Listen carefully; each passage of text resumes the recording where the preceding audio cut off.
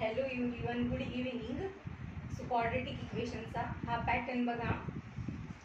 नंबरच्या फॉर्ममध्ये x is equal to 15 minus 12 divided by 21 minus 20 is equal to 3/1. So 3/1 म्हणजेच 3. So एक्सची value काय आली? 3 आली. Okay. And y is equal to -4 ही गिव्हन आहे डिरेक्टली. हे मायनस आहे, हे प्लस आहे. प्लस नेहमी मायनसपेक्षा मोठं असतं. So x is greater than y. हे याचं ॲन्सर आलं.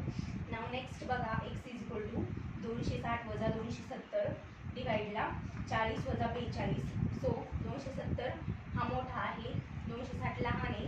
त्यातून 260 गेले तर 10 राहते, पण कसे निगेटिव्ह 10 आणि 40 वजा 42 म्हणजे -2. ओके.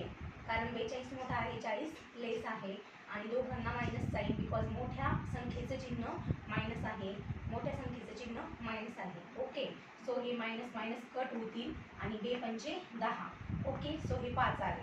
इथे x is equal to y आलं होतं आणि इथे y इज इक्वल टू 2 दिलेलं आहे, जसं इथे y इज इक्वल टू -4 दिलेलं होतं. सो x काय आला? x इक्वल्स टू 5 आलं. And y is equal to 2 given आहे. 5 हा 2 पेक्षा मोठा आहे. So x is greater than y. हे याचं सोल्युशन झालं.